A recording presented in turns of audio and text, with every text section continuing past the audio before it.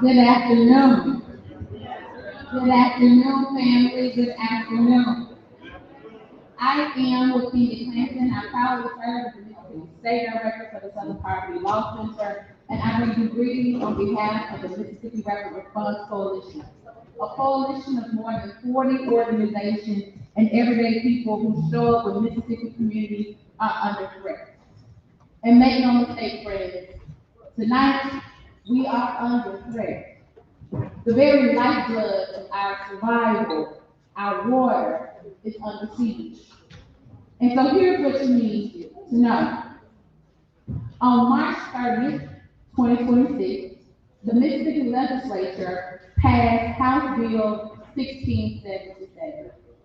Now, what is House Bill 1677?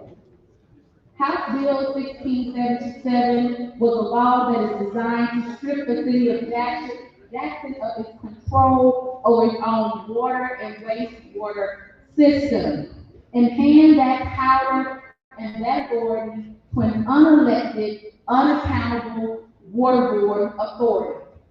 One where the citizens of Jackson hold the minority influence, yet the majority of the cost. I'm talking about a community of people who pay more than 89% of the cost for the water and the water infrastructure. Now let that sink in.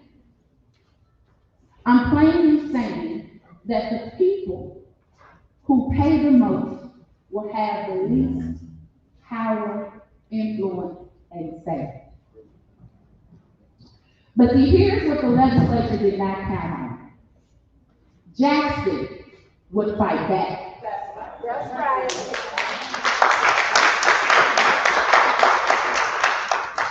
Today, the city of Jackson filed an emergency injunction in federal court to stop the takeover of Jackson's water.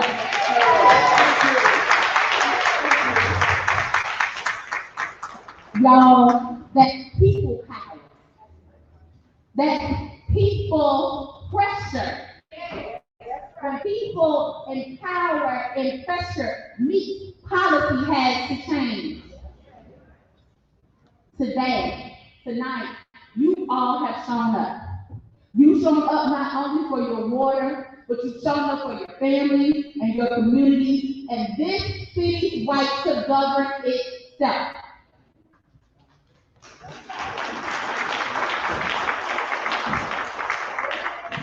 Y'all, that is no small thing. The thing that we're talking about is the fight for democracy. And democracy is nothing more than action. Democracy is nothing more than you taking a stand and fighting for the things that you believe in. It is about fighting for your freedom and your liberation and for your justice. And so tonight matters. Tonight signifies that your voice matters. Say, my voice matters. My voice matters. My voice matters. My voice matters. I will keep defending it. I will keep defending it. I will keep protecting it. I will keep protecting it. I will keep fighting for it. I will keep fighting for it. And it will continue to be heard. It will continue to be heard. Now, to the man of this house, the one who has graciously invited us into this place of community, this place of healing, hope, and prosperity, join me in inviting greetings and the prayer and the blessing of the food for the man of this house, Reverend Henry.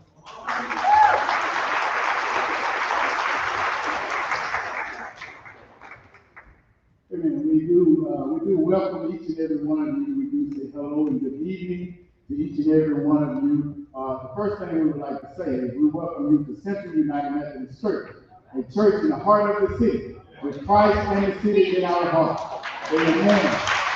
Amen. And we share with you what's going on. So I believe food is being brought to the table, which keeps us from having to go around to receive it ourselves. But one other thing of housekeeping, women, if you have to excuse and relieve yourself and go down the hall, third door to the right is the women's bathroom, or you can go around the hall to where the chair is in. Men, it's a little farther height. So don't wait till the last minute. Amen. You have to go down the hall to the left, and the second door to the left is the men's restroom. And if it's an emergency, you ask one of those persons who are members of Central United Methodist Church, and we'll point you to a closer bathroom. But that's where they are, down the hall, women to the right, men all the way around the corner to the left. Pray with us. Oh God,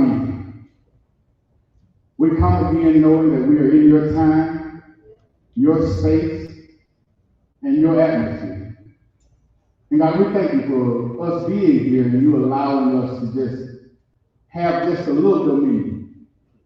We thank you, God, for the strength you've given us, oh God. We thank you for how strong we are when you pull us together.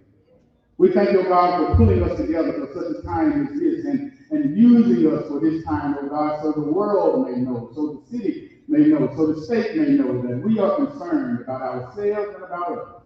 So, God, use this time that people may know that we come together to listen, learn, and go out and be fruitful in our action. Oh, God, be with us, name by name and need by need. God, we lift up our city leaders, oh God. We lift them up as high as we can, knowing that you can change the heart and the mind, oh God. But while you are changing those hearts and minds, you use us to propel others into that direction. So right now, oh God, we thank you for this time. And God, we know that a long time ago, water was meant to be used for good. All of us was nurtured in the water of the womb. And we say thank you, sir. Water was used to bring life and bring gardens to life and bring flowers to life. Oh God, we ask you now to be with us as we discuss what's going on, to not allow water to be used for harm. We ask you, God, now to use us so that when we leave this place, we will be informed. Not just informed, but we'll be in love. So, God, we not only ask you to be with us here, but be with our bodies as we receive the food that has been so wonderfully prepared. Bless the hands that lay before it, oh God, and bless the hands and bodies that will receive it. Let our bodies receive the proper nutrients from the food, as our soul receive the proper nutrients from your Holy Spirit. Be with us all while we're here. Keep us safe while we're here, and when we return to our home. And we'll know, oh God, that we've been chosen by you for such a time as this. Be with us in our going out and our coming in from this time forward, forevermore. Amen. Thank you, Reverend Henry, and to the members and the distinguished staff of this body. We want to thank you for your hospitality, and we want to thank each and every last one of you, Jacksonians, for being here tonight to make sure that your voices are heard. We do have some elected officials in the room. If you're an elected official, please stand to be recognized.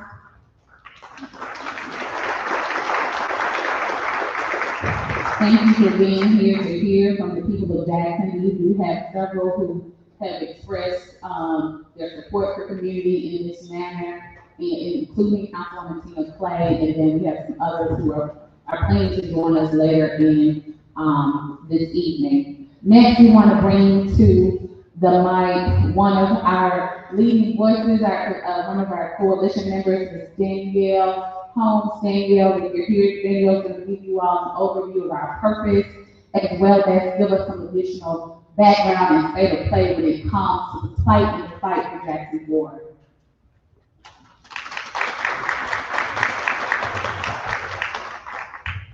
Good evening, everyone. Good evening.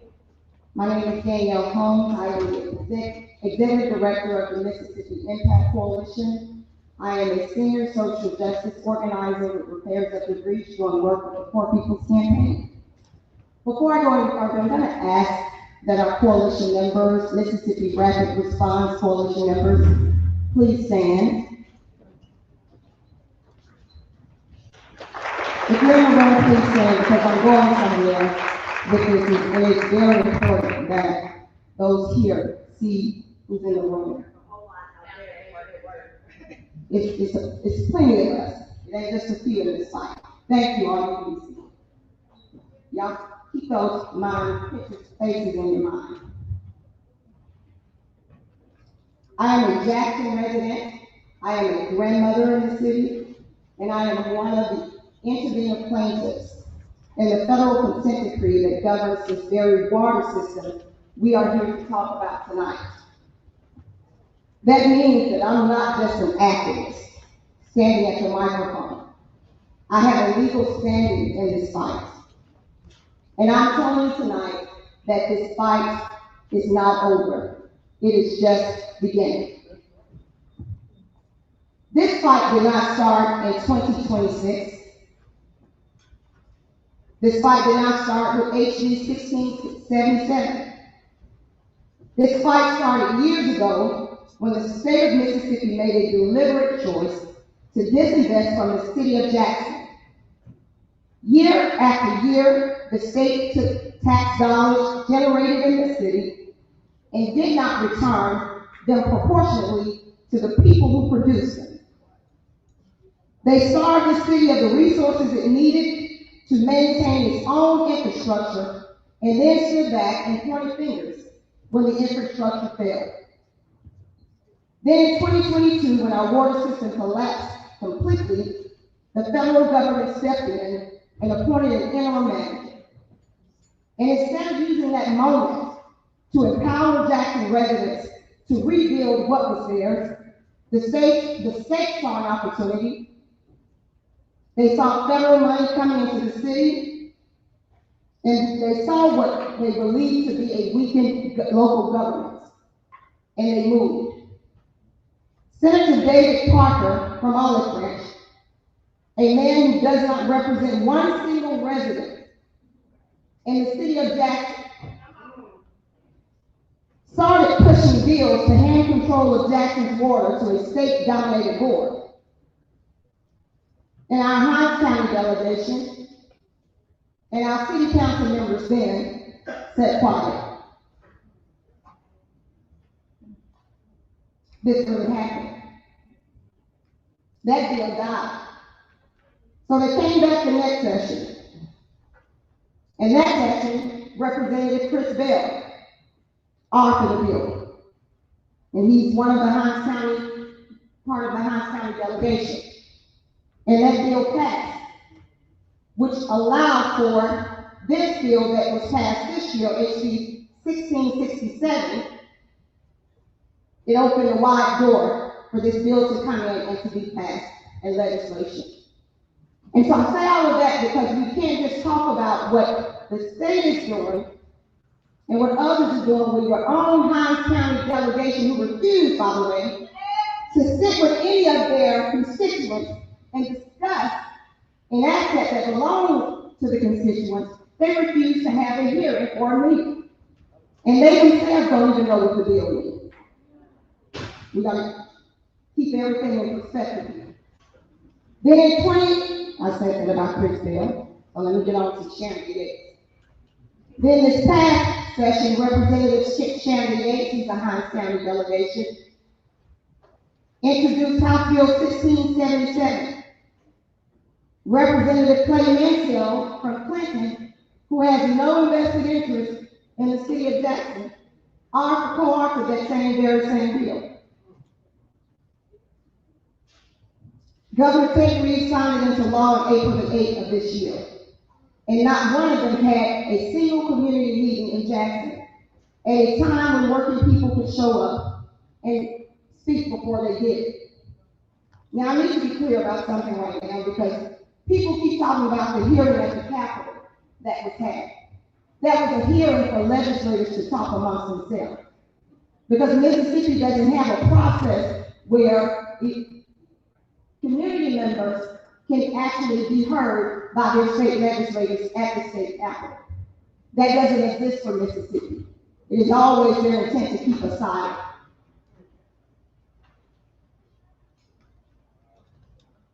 The only real community hearing was the one the city council called at the city hall on February the 16th.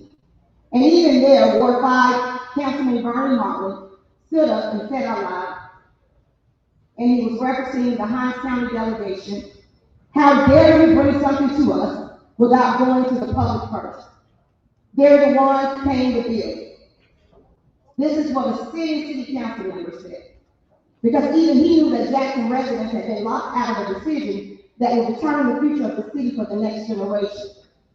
They told you this water authority is necessary to get a better bond rate so Jackson can borrow money to fix the system. That sounds reasonable on the surface, but let me tell you what they left out.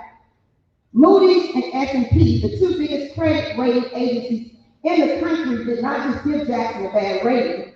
They pulled their ratings entirely in 2023 and 2024. They walked away from the system completely. Before they left, the rating was already a junk grade. So now they're asking you to trust a brand new authority to go out and borrow hundreds of millions of dollars against a system that Wall Street already abandoned. And here's the part that should make every person in this room furious. The state of Mississippi, the same state taking control of your water, wrote into that law that it will not back one single dollar of those funds. Not $1. They will not be held accountable for Jackson's debt. The state wants governance, they don't want the rest. They will not sit at the head of the table and eat the meal. No, they will sit at the head of the table and eat the meal, and when the bill comes, they're going to hand it to the residents of Jackson. The bonds will be backed by your water bills. Your monthly payment is a calamity. That is why rates are already going up, and is why they will keep going up. The law requires a rate study every 2 years, and if 2 consecutive studies recommend an increase, the board is legally required to raise your rates. This is not a possibility, this is a mandate. And over 90 million of their debt that Jackson is already carrying right now, that Jackson is already carrying comes from the 2013 Siemens contract. So let's get down to, again, I asked the question, how many here, because your mayor has already started appointing individuals to this board. And we're here because of the equity and for those who are being appointed that doesn't have Jacksonians' best interests at heart. Now, out of all of the coalition members standing here that's in this room tonight, not one of them was thought of to be on this board. Not one of them. And they have more knowledge than the mayor, than the city council member, and anybody else who has been appointed, even by the governor. These coalition members have been in the fight. They've sat with experts. We've been in the courtrooms. We've been on the streets. We've even been down at the construction site and can tell you how the pipes look. Underground. We've done the work. Yet they were not considered.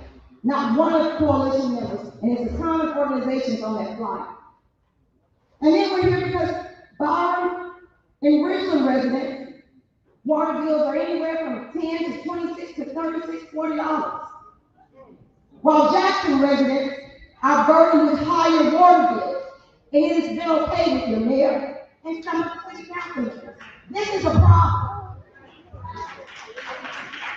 There's no equity here. And when the rates go up, because they will go up, because this is what water board authorities do, and this is also another form of way to push black residents out of this city so that the white flight can come back in and reclaim what they once abandoned. And so I say to the city council members tonight, and to the elected officials, you don't get to come in and vote in favor of bills that's detriment to the residents and don't think you're going to be held accountable. This is not about city councilman courtesy, mayor courtesy, or Hinds County delegation courtesy. This is about the courtesy of the residents of Jackson, and we want to be respected like the residents of Jackson.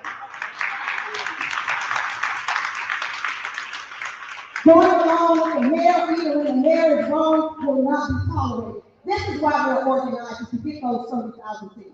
Because if we don't beat you there, we're going to beat you at the polls the next time the election comes around.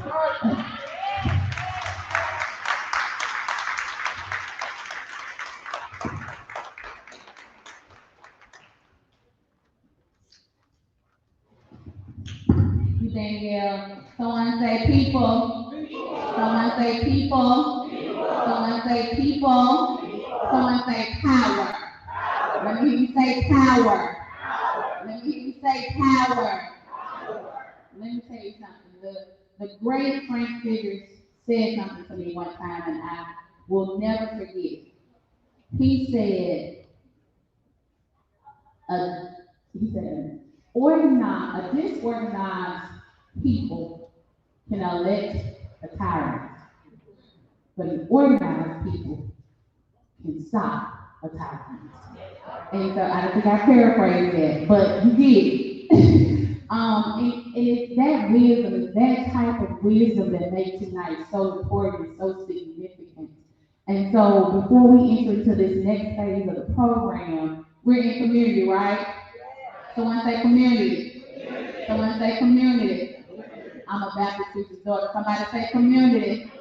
Okay, very good. So next up we have Miss Catherine. Catherine is going to bring to us Catherine Robinson, who's the program director at One Voice. Cat's going to come up and give us some community agreements because the next part of our program is really, really important. This is a space, this is a public hearing. And because it is a public hearing, we want to hear from the people. So at the back end of the table there in the back, there are 2 sign-up sheets. If you have something you want to say, we want you to go ahead and write your name on the sign-in sheet. It's important, y'all, because we're going to keep some order. We're going to get a couple of voices in the room to speak about your experiences with your water here in Jackson. Before we do that, though, we got to have some agreements, okay? Something of those agreements. Once we get past the opening part of opening comments, we're going to then transition into breakout groups because we want you to know your neighbors, know the experiences that they are experiencing across the wards and why this fight is so important. Brooke, did I miss anything? And Brooke Floyd, who is our distinguished leader and convener, she's going to walk us through that breakout period because it's important, y'all, that we do things decent and in order. Before we do that, y'all, it's really important that we understand what we get to do. So come on up, okay? Thank you. And again, I'm Catherine Robinson. I am the program director at One Voice. And again, we just want to welcome you to the Jackson People Assembly. As a member and a supporter of Jackson community, I agree to make some conscious commitment to honor the following agreements. There are agreements on each and everyone's table in the middle. If you can, please look over those agreements. You do not have to read them out loud, but just read them as I go through. Respect the rights of others to hold opinions and beliefs that differ from your own. We can agree to disagree. Practice intentional listening. Let your comments, requests for clarification, critiques, and assessments reflect that you have paid attention. Step up and step back. Share responsibility. If you have a lot to say, try to hold back. If you are hesitant to speak, look for opportunities to contribute to discussion. Of course, we're all here to learn and take on different opportunities that's going on in different wards. Recognize that we all are still here learning, but we're willing to change your perspective and make space for others to do the same. Create a safe space for sharing. Keep personal stories that people share personal. Always be guided by and offer contributions that are rooted and come from our desire to improve our beloved community of Jackson, and collective gain is our goal. So these are the community agreements, but again, we want everybody to know that we're all here, we're still learning about how we got to where we are today. So please make sure that you're listening and that you also let others have their time to say their opinions. And please make sure everybody take ownership and responsibility and make sure that y'all listen. Thank you, and please enjoy. Thank you, Catherine. Hello, everyone. My name is Brooke Floyd. I'm the Director of Programs and Community-Led Governance Initiatives at People's Advocacy Institute. I also help to facilitate this magnificent group of individuals, which is the Mississippi Rapid Response Coalition. And so many of you have heard about our work with the water. This group is over 30 plus organizations strong. We also rapidly respond to crises. Winter storm, we were driving up and down the highway to the Delta in North Mississippi, trying to make sure folks had food and water and blankets, generators, hot hands, coats. And so we are water people, but we are just rapidly responding people, right? When community needs help, we show up. When the tornadoes hit, when the strong winds hit, when hurricanes hit, when floods hit, We show up because we recognize that our community is only as strong as the community that helps them, right? We are the community and we are here for each other. And so I wanted to make that distinction because I want to make sure that you know that yes, we show up for water because it is a crisis, but we show up for all of the crises. And we help each other because that's what people do, that's what community does. And so I'm coming today so you all, or I'm up here right now so you all will know how we're going to work our breakouts. Because I know when we talked about having this water meeting, I got about 50 calls within the first 5 minutes after it was announced because everybody had something to say about the water in Jackson, Mississippi. And everybody has a story, right? I have my own story. I bought my house 20 years ago, I have some waters, right? And I'm sure you all do too. Whether it is through the cleanliness, or the bills, or the new proposed water rates, or you here because you're mad about the proposed water board authority, we all have a story. And we want to make sure, because this is a public hearing, and in public hearings, your voices get heard. We want to make sure everyone's voice gets heard, and we want to make sure we are capturing the data. Because that's what it is. Now, some of you are professors, some of you are teachers, right? You know in the community, you're like, well, I don't care about that, I just want to tell my story. It is important for us to know what people are dealing with in our community. And all these people here with these Mississippi Rapid Response Teachers on have been going out and logging this information and knocking on doors and talking to people and asking folks in Jackson, Mississippi, what have they been dealing with around their water. And we've been doing this since 2022. And now people are upset about this, and so we are here again to find out what you are dealing with. And so we have a survey that's going to be at your table for you to fill out. It's going to ask you questions. If you need assistance, there will be someone from the Rapid Response Coalition that will help you to answer them or for clarification. But we also recognize the importance of being in community. We're from the South. Who are you? What street did you grow up on? Who are your parents and them? We don't want to talk to you unless we know something about you. So while you're sitting at these tables, right, and enjoying the good food that Sugar has provided, please, before you begin to write, let's say our name, what neighborhood we live in, and then our facilitator is going to give us a direction. We're going to have the water survey. It looks just like this, so you won't think I'm giving you something foreign. We're passing them out right now. You do not have to fill out every part of it if you don't want to. But there are some great questions on there. Some of you are going to be able to fill out every single line on every single question, and some of you may only have a response for one or two. And then there are those of you that may, and I know someone had already spoken to me about speaking. If you would like to speak, and we will have to limit you to 2 minutes, but we have space for a few folks if they would like to speak to what they're going through. Or just the concerns that they have around the water board authority. And I will say this. I know that we heard about the injunction that has happened. That does not mean that this is over. I want to make that very clear, and then I'll be quiet because I can talk about it. That does not mean this is over, and what that really means in my organizer brain is this is just the beginning. Again. And so, you are all sitting in a round table. If you're sitting by yourself, I would love for you to join another table so you can talk with the folks at those tables. Introduce yourself.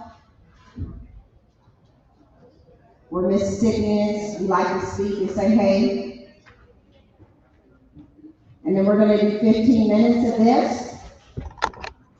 Of writing our questions, our answers. Somebody needs Since over here we have pens, we have more surveys, and then we have facilitators that can answer any questions. And so, any coalition members, I know I see y'all filling it out too, that's great, but also can y'all help to post if they have any questions? We have plenty of pens.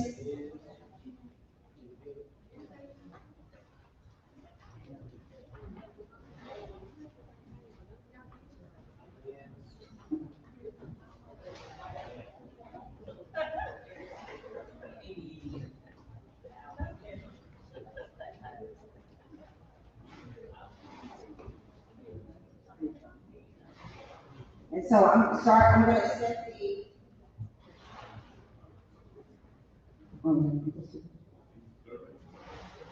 okay, so I have Mr. Archie.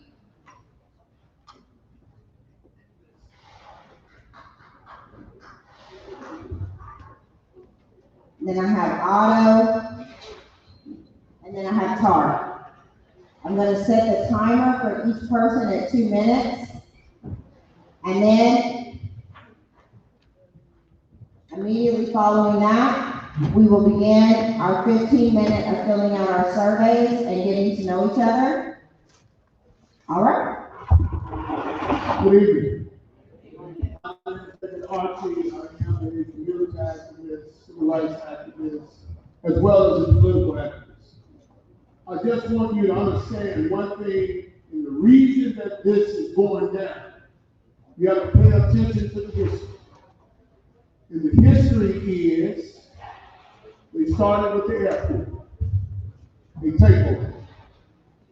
CCID came into Jackson without your permission, the citizens of Jackson.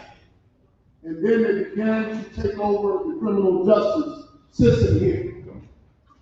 JPD gave up its power to serve the people all over this entire city. Under this administration, the land around the airport is perhaps gone. Now it's the water takeover. When the mine is properly distanced and directed to a clear-cut objective, it cannot be defeated. And I want the citizens of Jackson to understand one thing. Now is the time for you to get on the battlefield, to challenge the state, and to say no to the state, that you are tired of being sick and tired of what they're doing to the taxpayers of this city, whether you're an elected official or not. And I don't see very many elected officials in the House. And we're going to charge them with that when it's come time to vote for the right. Thank y'all so much. Thank you, sir. We see, because some people say, we're gonna meet, we already on the battlefield. Yes. Tara. Good evening, everybody. My name is Otto. I'm an educator with Jackson Public Schools, union member, Jackson Farish teacher 4402. Today, I'm here as a coordinating committee member of the Southern Labor Youth Movement. I just wanted to push that Jackson State students are also dealing with not only water issues, but housing issues, by the way. 2,400 students who currently do not have housing for the next school year. The administration there is giving them the runaround. Also, they're having the same water issues that most of us are having. I have images, videos of brown, sewage, poop-looking water. Okay? That's what they're dealing with over there. I just want to push that this, what's happening right now with the water system in general, is also happening to our students, and their fight really does need to be pushed as well. Today, or yesterday actually, one of the dorms ran out of power. And guess what? The students were fined for trying to go back into their dorms to get basic things for women. Dealing with their cycles, they were fined $250 to $300 because they, quote, missed the curfew. So these are the things that they're dealing with in Jackson State. right now. So I'm just going to push that to show that these fights are interconnected. So, Thank you. Yeah, Ty, you can have that. Ty, you need y'all come with the mic. No, I'm coming next.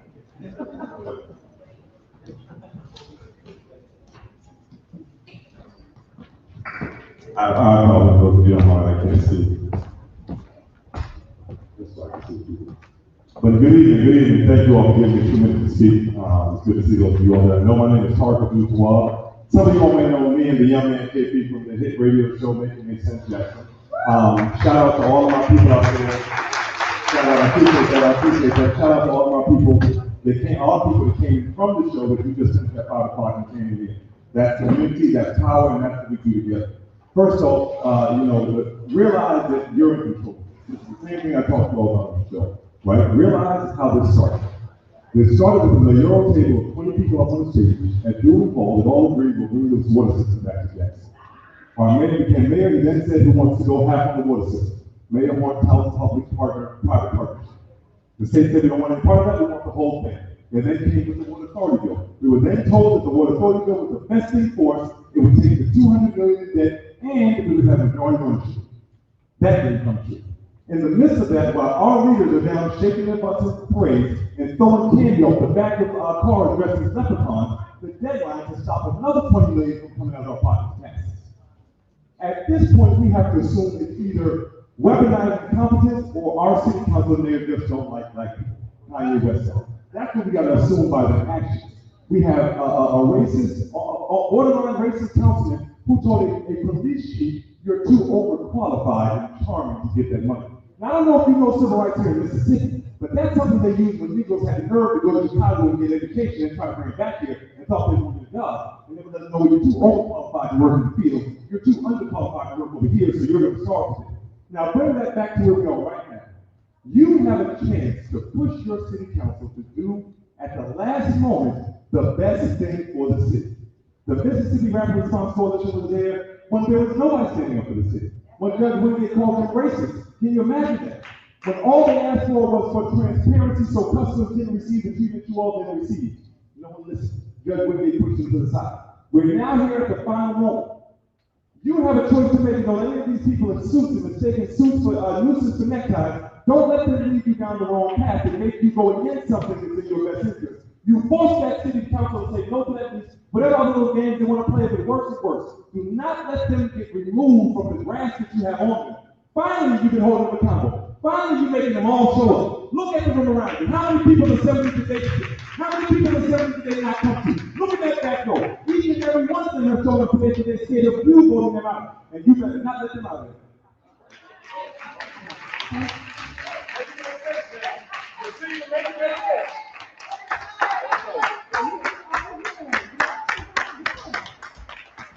It almost feels like Sunday after here. Behind me. Oh, there you go. There you go. Good evening, folks. So, I have just 2 things I want to say. I actually had a whole list, but I cut it down to 2 things.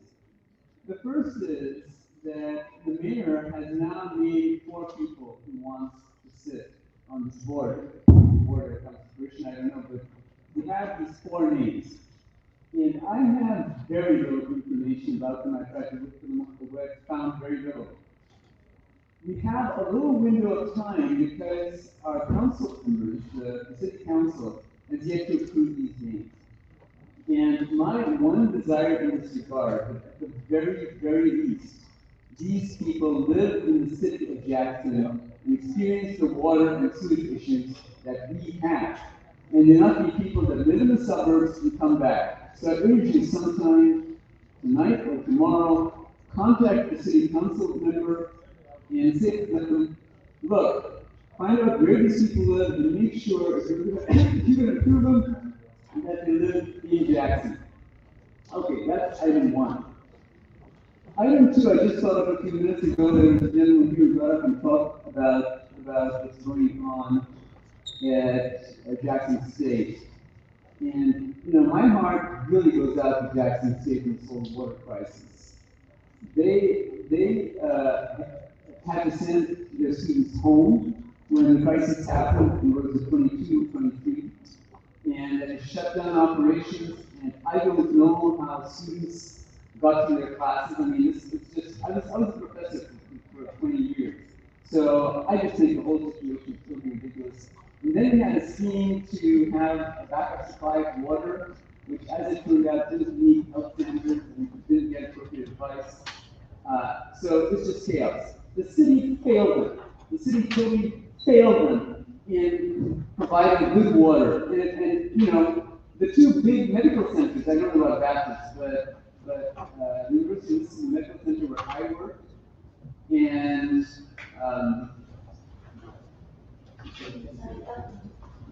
St. Dominic's, thank you. St. Dominic's, that's everyone knows what happens from. St. Dominic's both have their own water supply, so you don't have to rely on Jackson water. And that's like a huge amount of water that could be coming, that the city could be supplying to them. And I don't know why they stopped using it, but I understand why they continue not to use it. And we have to have a reliable water system. And you know, I honestly don't care if Jackson controls the water or not. I want clean water. That's what I'm after.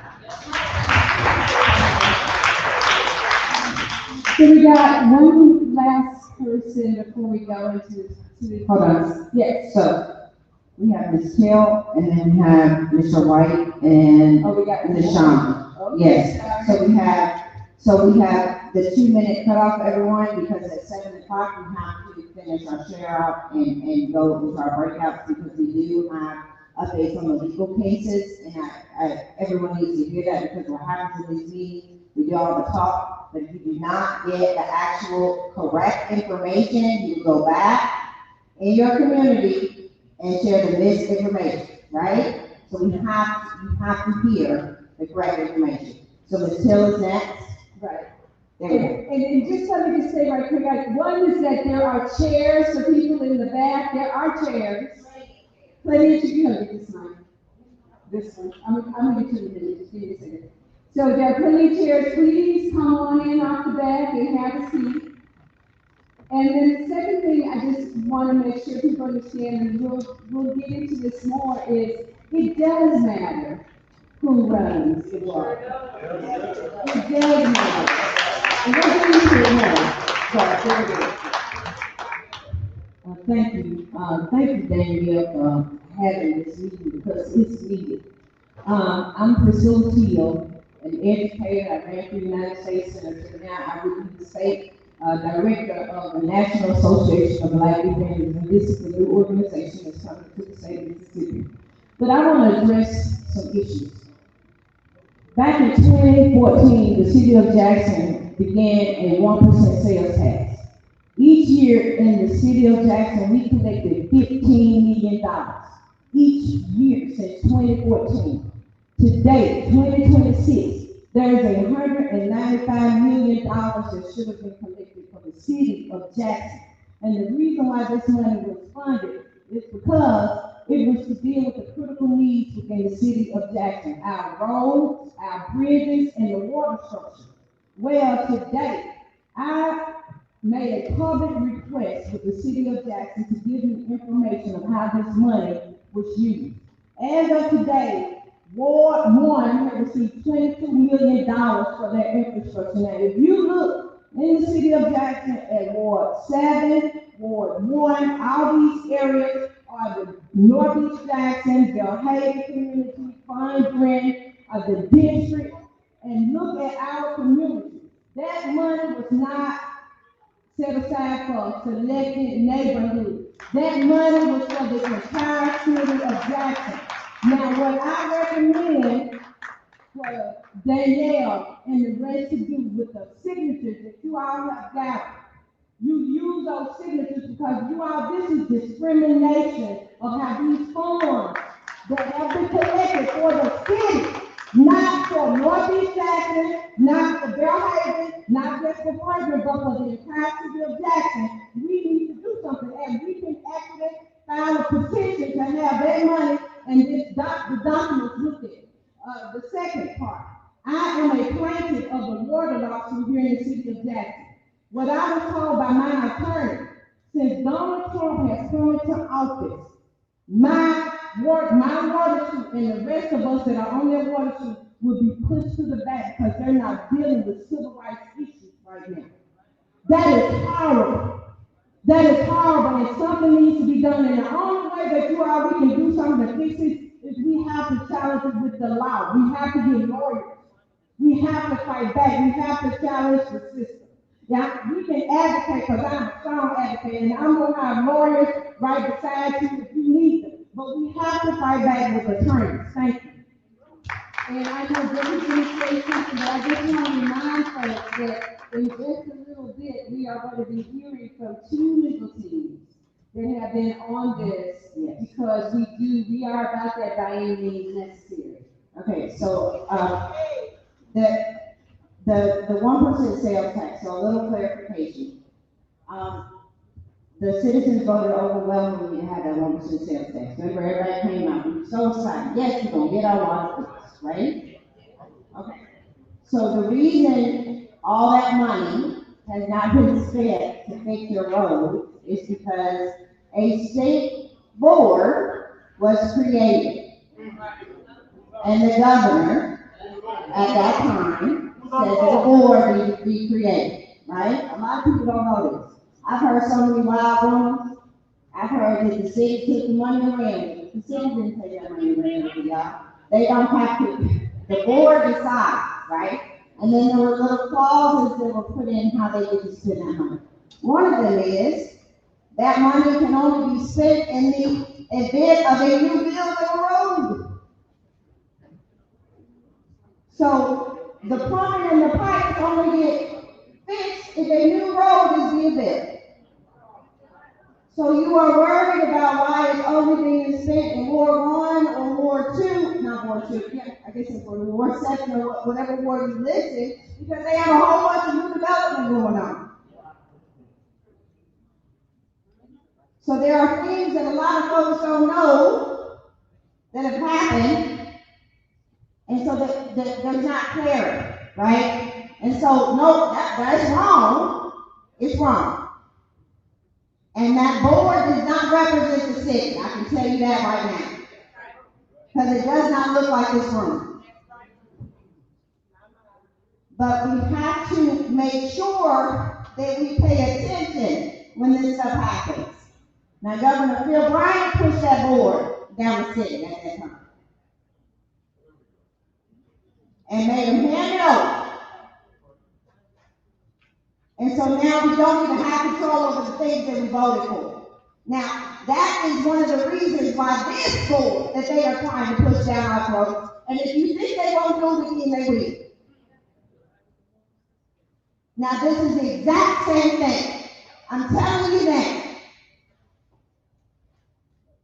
Now, we can sit and sugarcoat and do all the things and say what you want, but I'm telling you, we saw it before. Because I know you have not seen how many million was it? 195. Okay.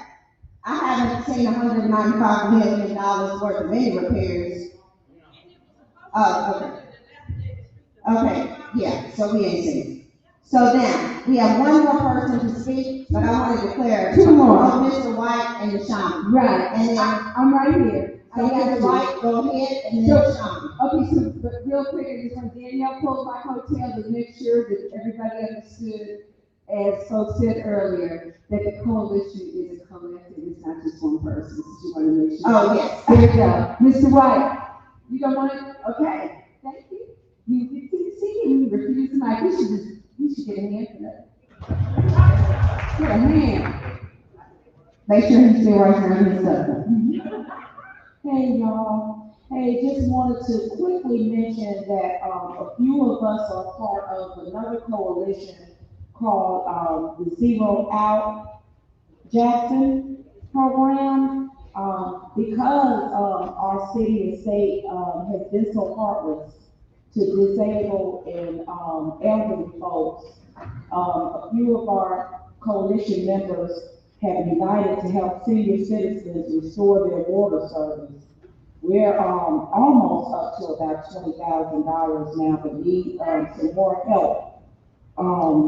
If you need help, or interested in learning more about these services, contact us at Zero Out Jackson, that's Zero Out JXN at gmail.com, and the number is 601-691-2578. Thank you. Thank you, Ms. Shambi. We have a lot of folks in our city that have a lot, I mean, the high bills are just, they're heartbreaking. And people cannot come up with the amount of money that they're required to keep their water on. You have, yes, you have a question.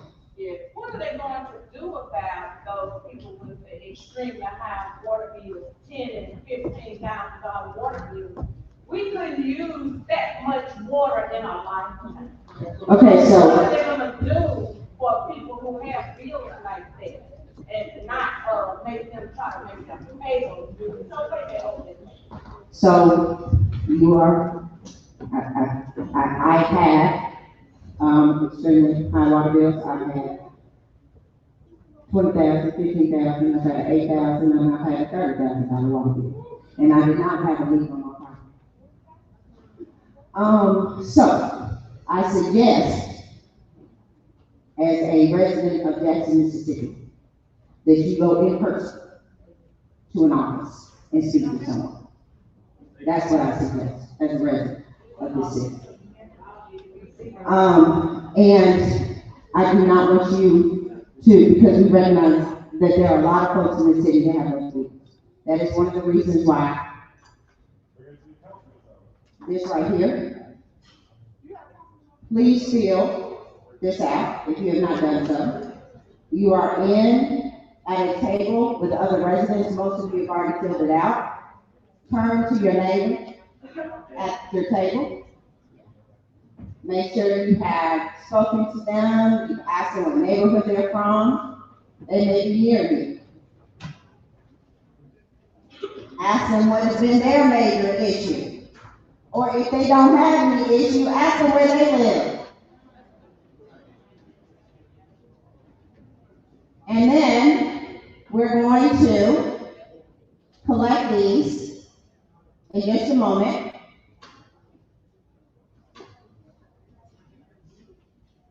The facilitator is going to come back and pick these up. You can place them in the middle of the table.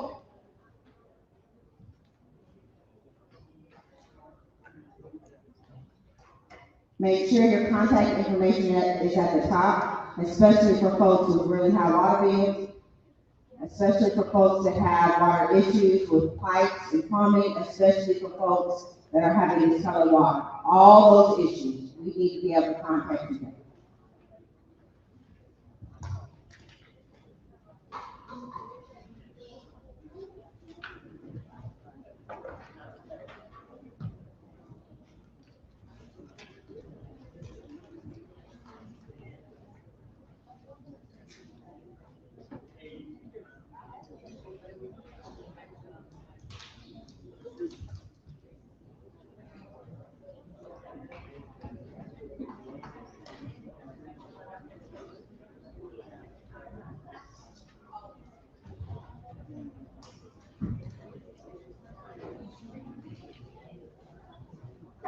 If you have any questions, you have any concerns about the survey, you can simply raise your hand. We have folks who can come over and help you. If anyone needs the survey, you can also raise your hand with anyone. You need a survey?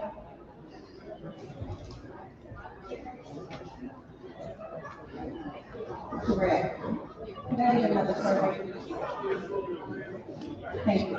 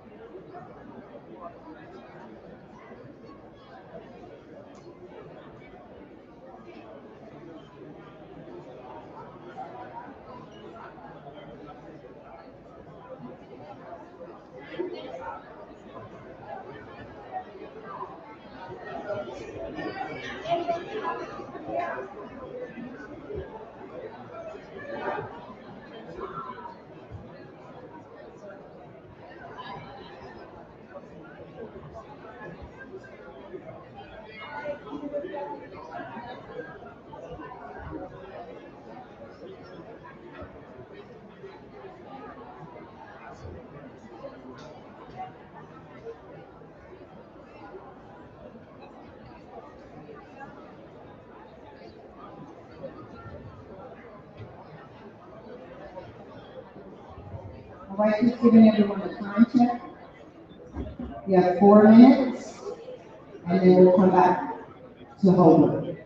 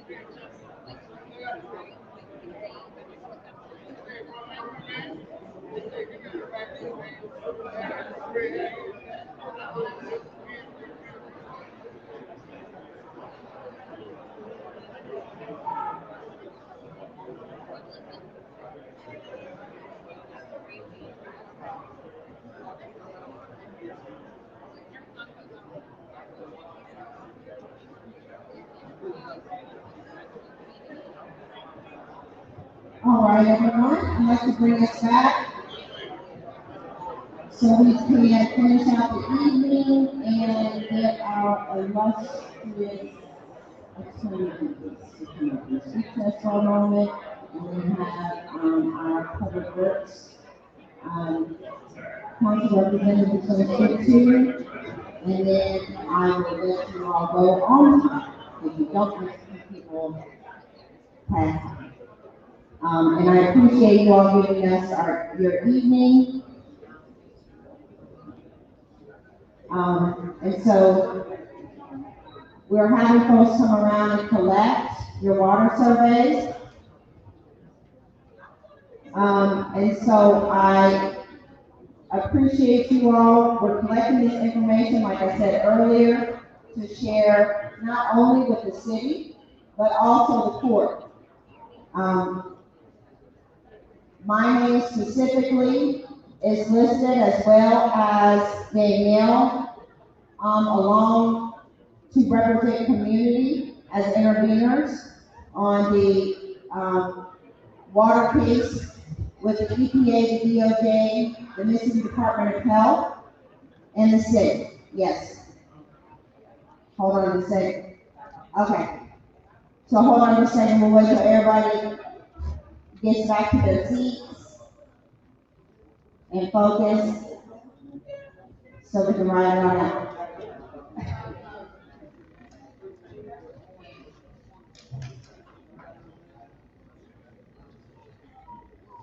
And then,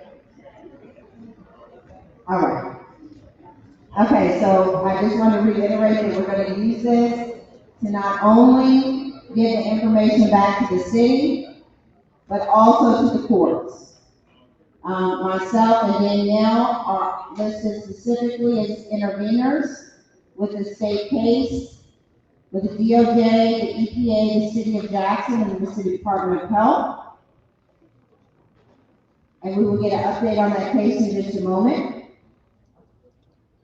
And we want to make sure that your information is given, and so everyone can have proof of what's going on. This isn't just, you're coming to a meeting to complain. These are your real life issues. Water should give life, right? And in our city, it hasn't for quite some time. And now, not only is it taking that, it's taking a whole of our money at a time when things are becoming so expensive. And you have to have water to live. And so, if you can't afford to have water, and now the cost of living keeps rising. Water used to be one of the cheapest things, your cheapest bill, right? And now it's more expensive than a mortgage. But we can't live like that. And so I'm going to hand it over to Makani Timbo, who is going to give us the overview as our intervener. She is also on our case with our interveners, intervener status. And so we're going to get into our perspective as community members representing Jackson residents in this. And then we will have our update with the safe drinking water case from Corbin Felder, who will be with us. Thank you. All right, family, we're gonna keep this brief, but I know a lot of people were curious about the legal cases, right? Because we know that the law is important. And we also, as organizers, we're also believers in, something that Malcolm X said, is that we are going to win by any means necessary. That's right. Right? And so that means that we're gonna protest, we're going to get in the media, we're going to talk to our neighbors, but we're also going to go to court, right? We're going to go to the state house and do all the things, all the meetings. So we got involved in this case. So being an intervener is that you have a stake in the case, but you're not being sued or you're not a plaintiff, but it's like, well, what the case matters. So what we did, we were able to, with the support and with Center for Constitutional Rights, Forward Justice, ACLU Mississippi, National Resources Defense Council, I'm probably missing somebody. And so we got together and said, you know what? The state gets to be a plaintiff against the city on the water issues. Now I'm going to say that one more time. The state, that same entity that had been telling us we didn't need any money, that we could just not have water, and what was happening was the state would apply for federal dollars. And guess what data they use to get their money? You know they used ours. Because they said, well, we have these problems and we need the money to fix these problems. But what's crazy is that they can take that money and they don't have to spend it on what they asked for. Because it's something called states' rights. So the money is able to come into the state, and then as long as they spend it on water infrastructure anywhere, it's considered okay. And so then we ended up with a situation where money is not coming in, and you know what it's like. It's like broke economics. Y'all understand broke economics. Broke economics is you don't have enough money, so then you borrow money. You buy things on time, right? And you could have bought a couch for $200, but then you bought it on time, and by the time you finish paying for it, it's $1,000. So we had a broke, blank water system, right? And so then we said, we have to figure out something differently. Because the EPA, they're suing the city of Jackson when the money needs to come from the state and the federal government, and even when the money comes, we don't always get it. So some people may remember that the state made up a special rule for Jackson. It said that the money that came from the Biden administration had to go through another hoop. Right? Another hoop before we could get it. So then we look crazy, and then of course what happens when things break down in communities like ours, they don't look at the people who are choking off the money. they're focused on us. They say we messed up. We didn't manage it. So we thought it was important for us to get involved. We did not want to be bystanders. We wanted to be up in that court case. We wanted to hear what those folks were saying. We wanted to see what that judge was doing. And we wanted access to the documents, to the information, so that, and to have a legal team, and you'll hear from Corbin in a minute, to have the kind of legal team that could hold us down and have us really participate. Now I'm gonna tell you the truth, and I'm gonna pass the mic. It has not been easy. The judge has been very hard on us. He has even told our lawyers to sit down and shut up. It's been hard. So, you think the system's gonna work a certain way? And you already know it has not worked all the ways. But I do know this. Even with us having to deal with that kind of madness, it's still been important to be in the room and read the documents. And I think some of you might have seen today that because all of us showed up, all of us made noise, that the city felt like they had to follow the injunction. Come on! That's you, right? So you're going to hear about two of the cases that our folks are involved with, and I'll just say this last thing is that part of what is happening for many of the folks who've been interveners, some folks have been targeted, people have tried to come for them in different ways, because, the thing they do, they try to isolate us, right? They try to say, well, you're not really community. You're just out here. But what you all have been proving coming out is that there's not just 5 people who care about this. There's not just a dozen people who care about it, but there are hundreds and thousands of people who care about this.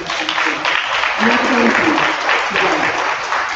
So without further ado, I'm going to pass the mic to Corbin Felder from the Center for Constitutional Rights. And I want you to know that they have been doing all this work pro bono, which means free.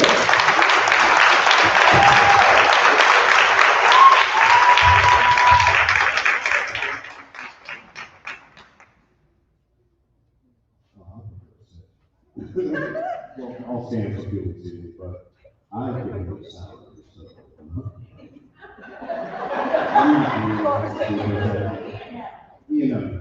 I work for a nonprofit. Hello. Oh, my apologies, man. My name is Corbin Felder. I'm an attorney. I live here in Jackson. I'm a Jackson Water customer, and I'm also an attorney for the Center for Constitutional Rights. We are a nonprofit civil rights organization, and we represent Poor People's Campaign and People's Advocacy Institute as interviewing plaintiffs in the Safe Drinking Water Act case. I'm just going to provide you all with some context of how we got to this point. So there's actually 2 consolidated cases in front of Judge Wingate, and Julie will talk about a third one. But there's the sewer case that's separate in this case, and then there is the water case based off of a federal piece of legislation, the Safe Drinking Water Act, and that is what Poor People's Campaign and People's Advocacy Institute retain my organization, as well as Forward Justice, the ACLU in Mississippi, and National Resources Defense Council to represent them as intervener plaintiffs. But just backing up to August 2022, when the actual water crisis happened and our water system failed. Shortly after that, the federal government, through the Safe Drinking Water Act, the Environmental Protection Agency, or EPA, sued the city of Jackson. This is what's understood as an enforcement action. The Safe Drinking Water Act provides minimal standards for our drinking water and water that people will consume. So when the system failed, the federal government says, we're going to sue you to try to get the system in order. And shortly after that, the state of Mississippi joined, the Department of Health joined on the same side as the federal government. So you can imagine us as a way to talk about both sides of the V. So there's like the verses in the middle of the V. So you have the federal government, the Environmental Protection Agency, the state of Mississippi, Department of Health, and versus the city of Jackson. And then in 2023, EAI and Poor People's Campaign filed for a provision of the Safe Drinking Water Act to be interveners. The Safe Drinking Water Act allows for community organizations to intervene in these types of enforcement actions. The idea is that community organizations and community members should have a place in that litigation and should have a say. As the county has said, it's not been easy, and when you have entities like the city, the state government, and the federal government, it's sometimes very difficult to get a word in as community members. But we brought the lawsuit to try to get a word in. And let me actually back up, I didn't go totally chronologically, but when the lawsuit was initiated, what was called an interim stipulated order was entered. That was signed off by those first three parties, the state, the federal government, and the city of Jackson, in November of 2022. And what that did was it essentially allowed the court to run our water system via what's normally called a receiver, but it is now called an interim third-party manager. That's the name that the court made up. The way I'll explain the receiver here is Ted Henry in Jackson Water. So we also have a receiver in a different case out of the same courthouse. I'll just give you all an example. The Hines County Jail, as many of you all know, in Raymond has had all these issues, and that was in front of Judge Reeves. And he appointed a receiver who was just called a receiver, and they took control of the jail, right? So the idea is when a public system is not doing what they're supposed to be doing or falls underneath the standards that they need to be meeting, the federal government can initiate a lawsuit against them to force the federal courts to take over and get them back up to speed, and then figure out a way to transition it back. And that was what was supposed to happen in the water case, where enter into an interim stipulated order, a temporary consent decree like that the court, working with the parties, is working to stabilize the system. What was unique here is that Judge Henry Wingate allowed for the receiver, the third-party manager, to privatize the system and create a private entity that we all pay money into, JXN Water or Jackson Water. And ever since then, our litigation has been stayed, so we've kind of been in a place in limbo where we get updates through the court. JXN Water has to provide certain updates, they have certain projects they have to do. And we've been going along that way for a while. And us as interveners, we file motions, we try to argue things, we try to put certain protections in place, such as making sure JXN Water follows public records laws, because the way interim stipulated order was written, they don't have to, and things like that. But we've been going at it, but this is the case, the Safe Drinking Water Act in front of Judge Henry Wingate, Mississippi, that federal court, right by the West. That is what created JXN Water, or Jackson Water, put that entity in place, and that's what we've been operating under since 2022. And this is also a case where the city just filed a motion for a preliminary injunction, which is just to try to stop HB 1677 from coming into place. I don't represent the city, so I'm not going to speak as to their claims in the litigation, but they are trying to stop that law from coming into effect and making sure that the water system in Jackson still stays in front of the federal court. The thing about this, I'll say, I'll stop talking, is that the city of Jackson still owns the assets. The city of Jackson still owns the 2 water plants, still owns all physical, tangible items that go within the water system. It's just being run right now by management and JXN Water through the court order. Once the court order ends, we're supposed to get to a place of a final consent amongst all the parties. Now we have 4 parties, including interveners, community groups.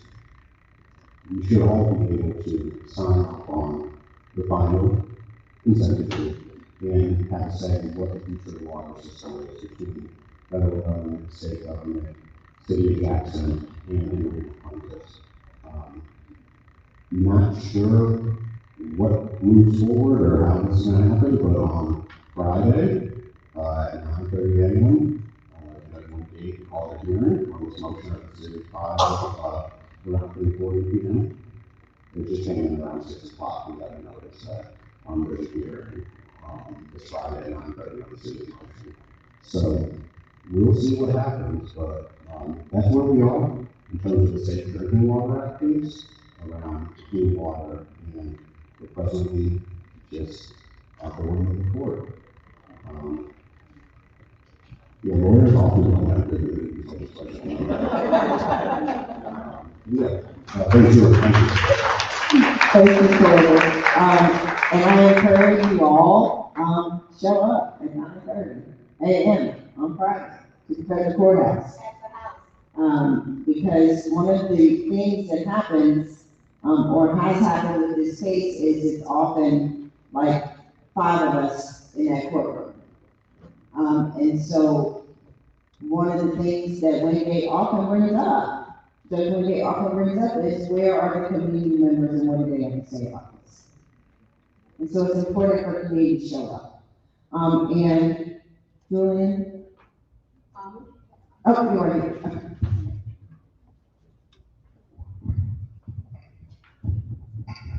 Thank you. So Corbin is set the same, so the news just a little bit English better. My name is Julian Miller. I'm a senior supervising attorney at Southern Poverty Law Center in the Market Education and Litigation Practice Group. I'm actually on this case, so full transparency. I'm in the Education Practice Group. I was not initially on this case when it was filed last year, but my colleague at the time that the case left, and as a local attorney, I took over. So I've learned more about Jackson Water than I ever learned in my entire life. And so I'm grateful for being served, to the community, which I had the privilege of working with for a very long time. But just as a matter of background, the particular case we had, which is also under Judgment Gate, involves $38.5 million in ARPA funds, which is part of the total relief funds that were allocated to address infrastructure in municipalities in Mississippi, particularly the city of Jackson. So what ended up, I'm going to try to not belabor this, the gist of it was when those COVID funds were allocated by the federal government, and of course the state will be responsible for administering those funds. What ended up happening was Jackson, unlike any of the other municipalities, local municipalities that applied for those funds to the state treasury, had to have a matching requirement. So again, they waived the matching requirement for all of the municipalities except Jackson. Jackson, in order for whatever funds they received, they would have to match. Now, the idea was the reason why the amount was $38.5 million because Jackson is supposed to receive, I think it's through the U.S. Department of EPA, was supposed to receive like $38.5 million local funds, so that was counted as match funds. Again, those are federal funds. The reality was Jackson did not have the money or resources to match or receive those funds. And so the Southern Poverty Law Center last year filed a lawsuit challenging the statute which was passed in 2022, which determined how those funds would be administered. Challenging that statute, challenging the action of the state, essentially saying this was a violation, this unconstitutional violation of what demanded, it was racial discrimination because unlike any other municipality, Jackson had to provide matching funds in order to receive $34 million for administration. And so this lawsuit was filed by SLC in August 2025. Since that time, the state treasury, against the state treasury, they filed a motion to dismiss the lawsuit under 1256. And what that means is they're claiming that they did not meet the statute of previous statute of limitations, that the claimants within NAACP, my one colleague, Son of Lambright, and Dr. Glasser did not have standing to challenge the state of the lawsuit, and that it was a violation of the 11th Amendment. And so, since that time, we filed a response explaining that no, we're well within the statute of limitations because the issue didn't arise until November of 2022, when it was determined that the state would put in place this matching requirement for Jackson City funds. Among other issues. So we have just gotten, when I got involved in the case in January and February, we were pushing to get an expedited hearing because here's the issue. And again, you know, as I talk to all of I talk to our community, I'm very, very realistic. The issue with this particular case is we have until January 1st, 2027. Per the law, by January 1st, 2027, those funds have not been allocated. They can essentially go back to what the federal government district.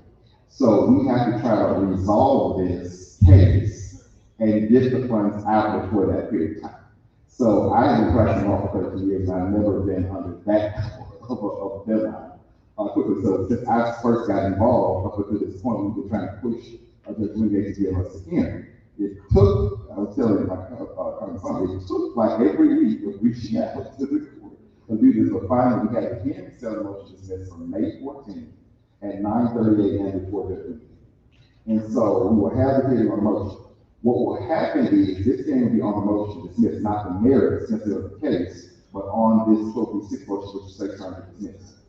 If Judge Wingate rules for us and denies the motion, we'll still have to try to get what's called expedited discovery to try to wrap this up before January 1st, 2027. And at that hearing, my colleague Crystal McElroy, who is senior supervisor attorney in the Atlanta office, is phenomenal attorney how we do this hearing with. Where the biggest thing we're going to emphasize is we are on time. So whatever happens, you know, being cognizant of that, these, you know, we believe these issues have merit and stand by our case. We got to try to, you know, wrap this up. And so how that's going to be decided procedurally by the judge, we're not necessarily sure at this point, but we'll know that in. But if he grants the motion to dismiss, then we'll have to get an expedited appeal for the U.S. Court of Appeals. Again, with the same issue around the time. And so what we are trying to do is figure out, because again, Judge Wingate has a brother, those who have obviously involved with Judge Wingate.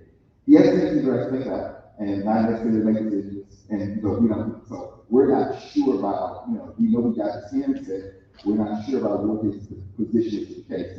Our hope is that because he's been so intimately involved with Jackson Moore case, and because of the fact that these federal funds were obligated and should be used for Jackson Moore as a candidate, that same situation he would try to push us forward to some possible.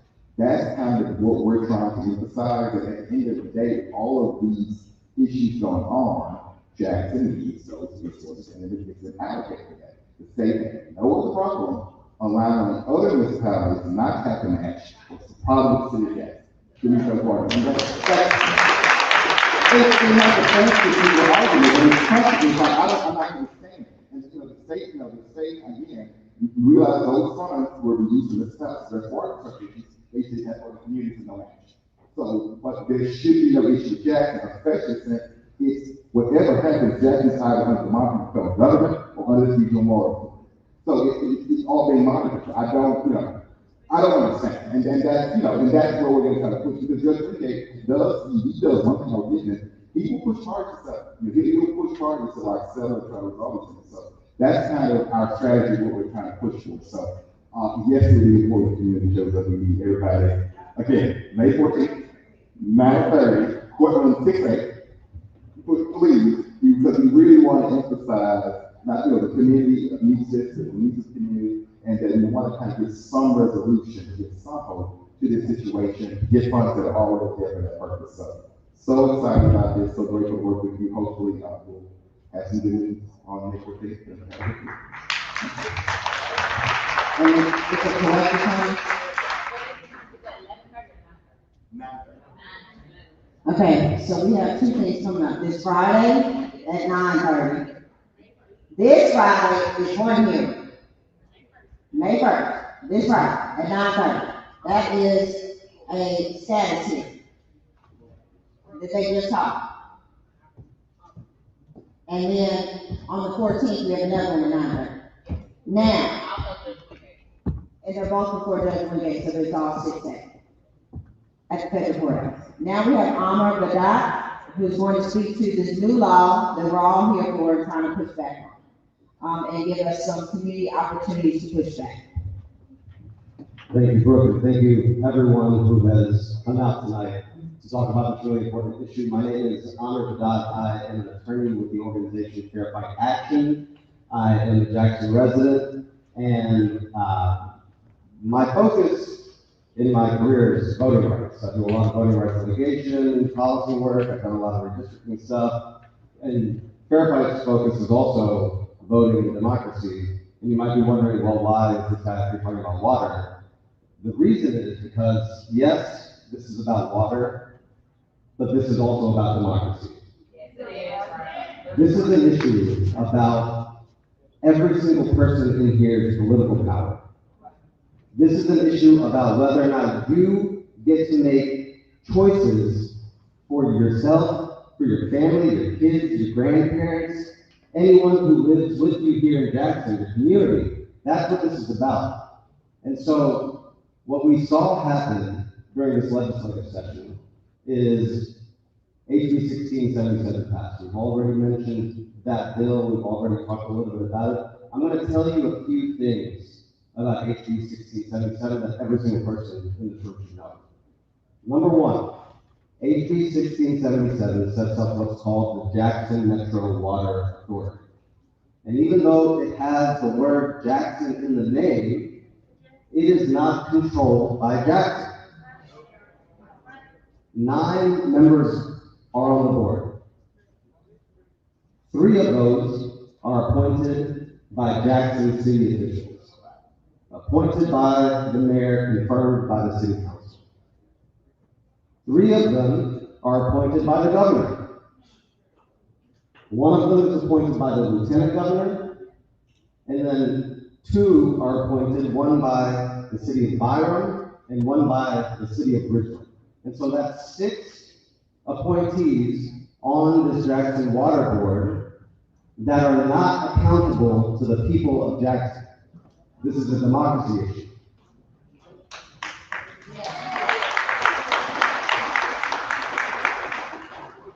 So why does that matter?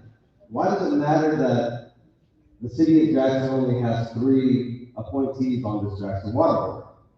The reason is because the Jackson Metro Water Authority controls your rates, but not if you live in Ridgeland, because HB 1677 lets Ridgeland control its own rates. And so it's interesting. It's interesting. So the Jackson Metro Water Authority controls Jackson's rates.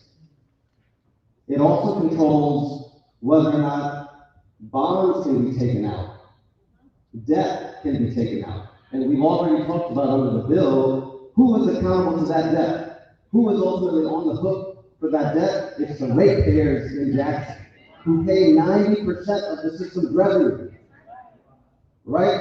And so this is an issue about democracy. Why else does it matter that you only have 3 appointees on the board?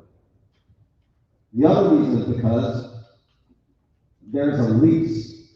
So right now, HB 1677 says that this Metro Water Board will take control over Jackson's water system and wastewater system, but first, after the members of the board are appointed, first, the city of Jackson has to enter into a lease with the water board. And if you don't take anything else away from tonight, I want you to take this away. The lease is where you still have your power. The lease is where the city of Jackson still has its power. Because if the city of Jackson does not sign a lease with the Metro Water Board Authority, the Metro Water Board Authority can't do anything. If the Water Board Authority can't even enter onto the property of the water system, the water plants, how are they do anything? And so there is still an opportunity for the people of Jackson, for our elected officials, to take a stand and fight back. And that is what we have to do. We heard about the court cases, which are incredibly important, and the plaintiffs and the attorneys on those court cases have been fighting, but we cannot allow a judge to hold all of the control, right?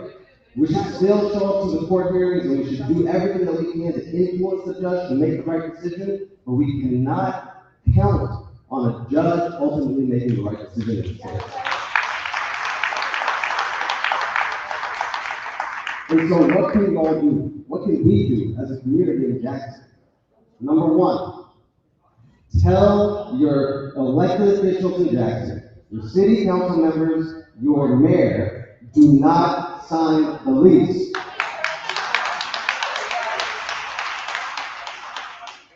You might hear in the next several months this narrative that, well, we do have control, we do have leverage, we don't have leverage over this lease, and we can negotiate really good terms for Jackson. We can negotiate really good terms that still keep power in our hands. But let me ask you, when you only have 3 members on the board, when you can't control the rates, when you can't control the type of debt that's going to be taken out, even on the best terms of a lease, what do you really have? Nothing. This is an issue about democracy. And so, what you need to tell your elected officials here in Jackson, what we need to tell them collectively, do not sign the lease. Do not sign the lease. Do not sign the lease.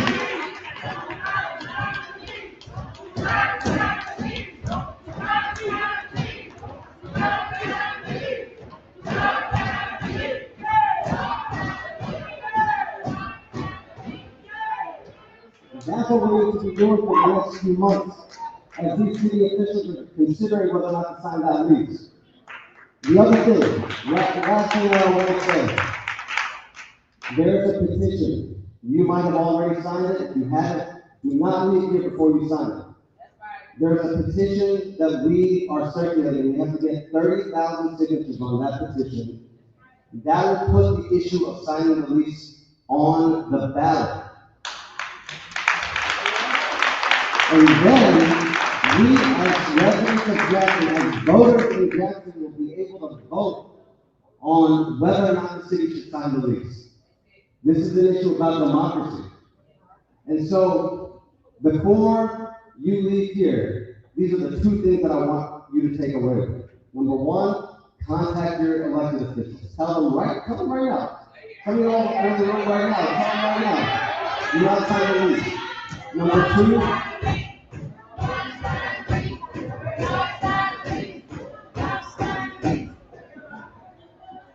2, before you leave here, sign the petition. Sign the petition.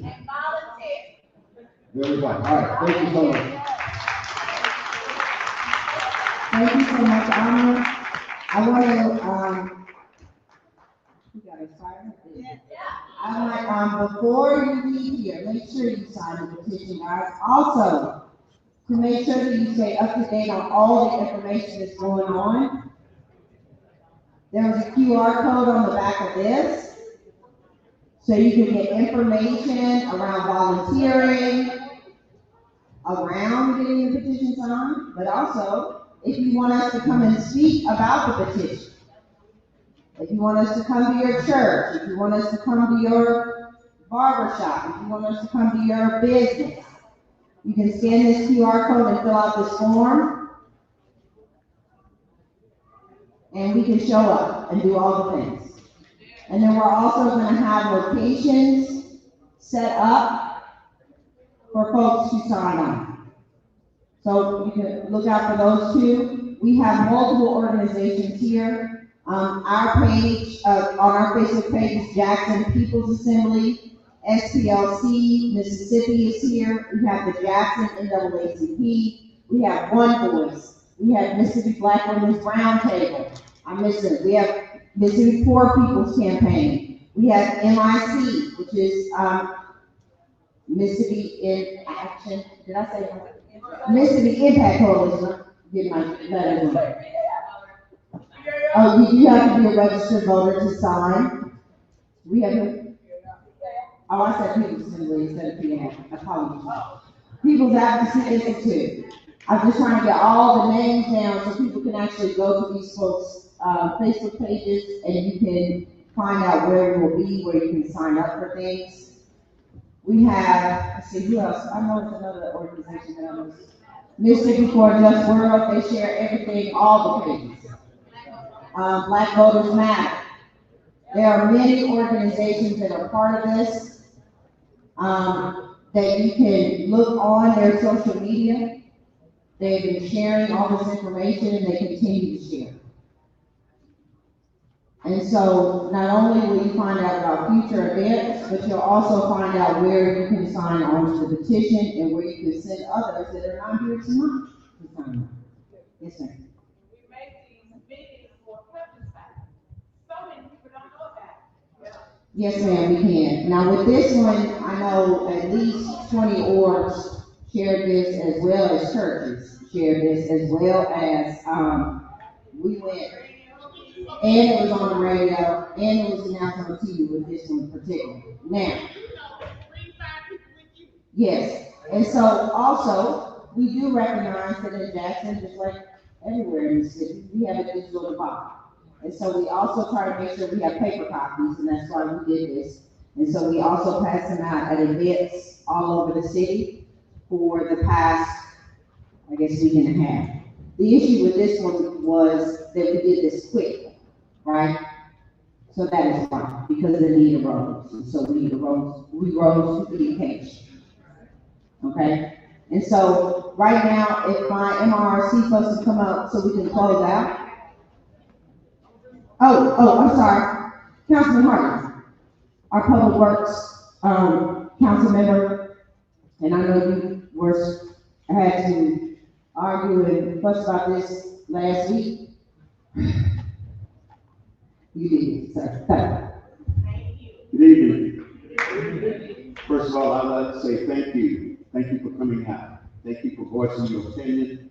Thank you for letting your voice be heard. My stand has been clear from the very beginning. I am in favor of no state intervention or takeover, period. Some of the reasons, a lot of the reasons, and then one thing I'm going to add to it. First of all, we need to make sure that Judge Wingate get them to stabilize our system first. Before they just come in and raise our rates and walk away, it needs to be stabilized. Secondly, the debt. There's still a lot of questions on who's going to own that debt. In my mind, there's questions there. $200 million, what I'm hearing. Who's going to own that? And if it's the city of Jackson, then we need to realize that we need to control over it. The city of Richmond only gives us their crap. Wastewater. Okay? That's it. Not the drinking water. The city of Byron gets more rates than what we get. That's another issue that I think should be worked out. Also, why is it that we're the only municipality in the state for this to happen to? Why is it Jackson, again, the only municipality? Whoever controls our water controls our destiny, controls our future. We need that. One of the options, the governor came out the other day, and I love the way he said it about the city of Jackson. Well, we can't be trusted to do our own destiny, and we can't get this thing right. Okay, so you said that, and we're not going to wade into all the racial implications of that statement, but we will say this. How about an option? How about let's do something different? How about if we have a Jackson Water Utility District with the same type requirements that the state is proposing, except these folks are appointed from Jackson. From Jackson, okay?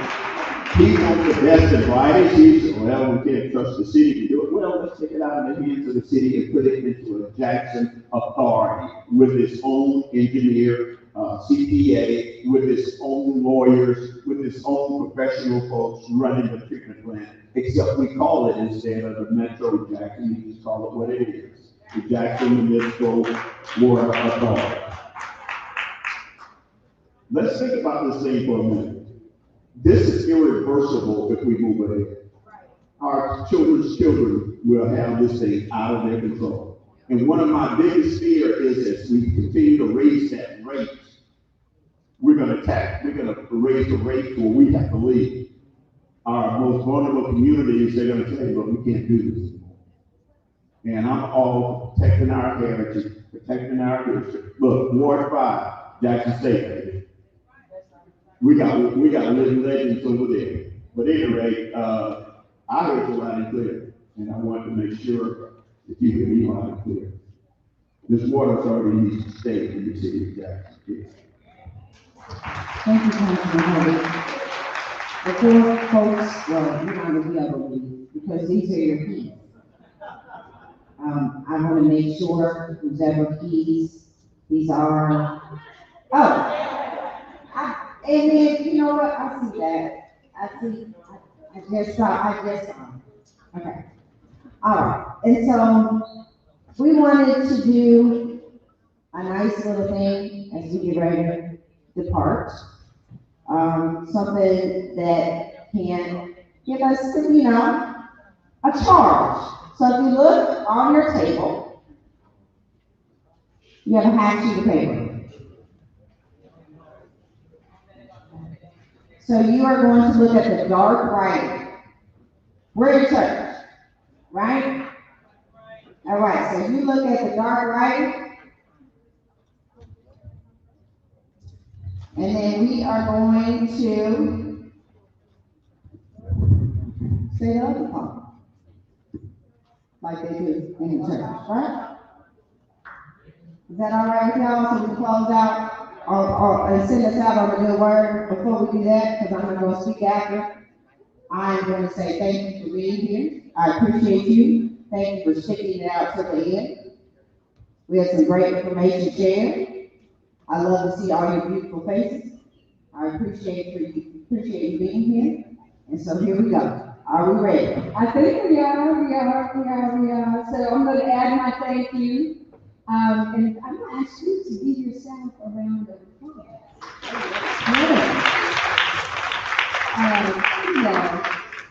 So, you know, it's like we are in the we, right?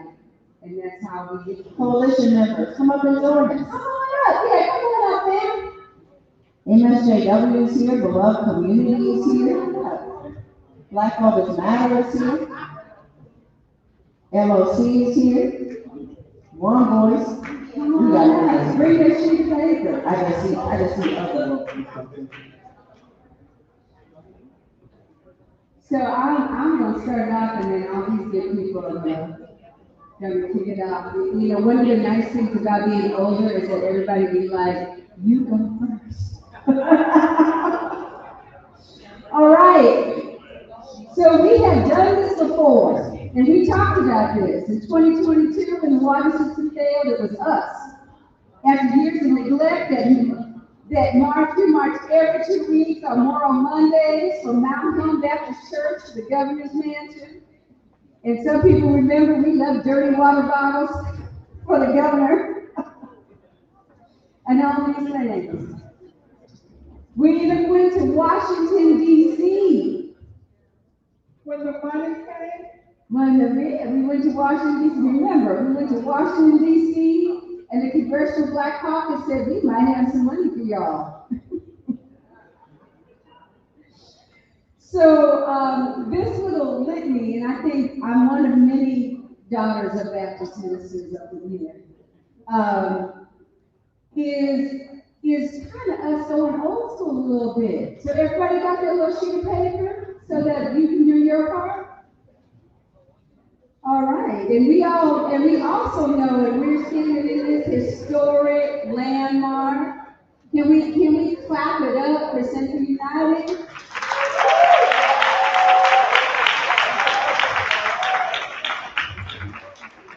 Up here, you know, we up here trying to make change, and this is the place, and we feel at home, and we thank everybody here for that.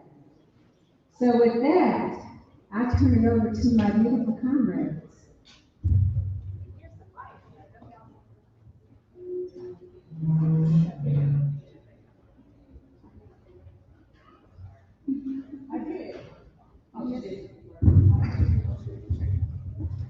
All right, y'all, so you have the sister paper in front of you. We're going to each recite a leader portion, and after that, we want you to say, when we fight, we win. You got it? You ready? When the money came, they took the control away, but nevertheless we persisted. We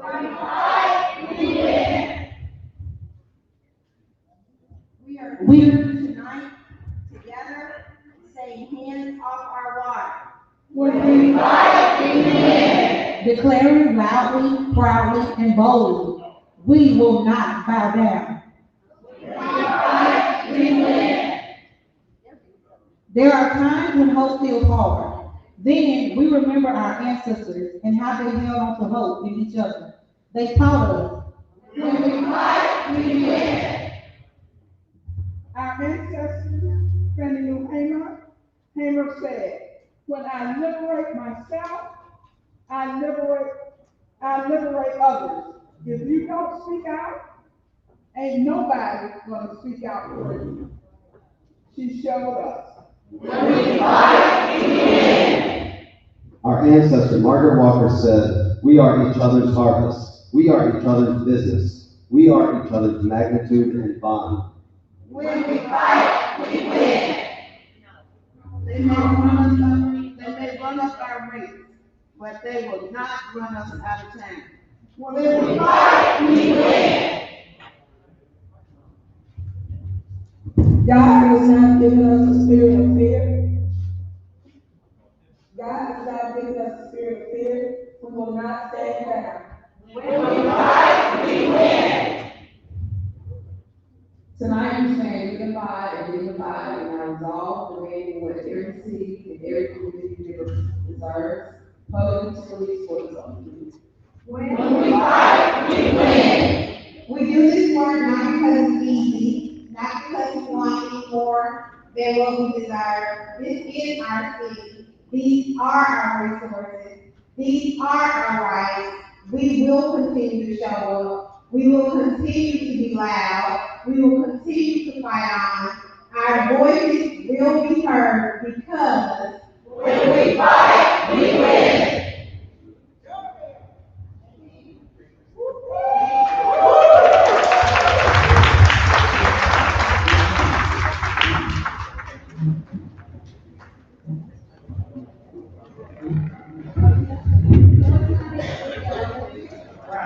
We have one, two, family.